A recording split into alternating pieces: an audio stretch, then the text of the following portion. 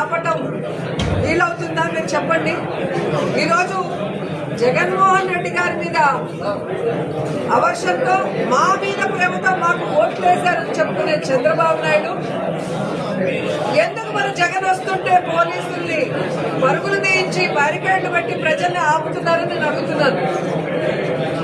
ఈరోజు మీరు భయపెట్టినా పోలీసులు భయపెట్టినా ప్రజలు ఆగకుండా రోడ్డు మీదకి వస్తున్నారు జగనన్నని చూడడానికి, సంఘీభావం తెలియచేయడానికి. అంటే అర్థం ఏంటి?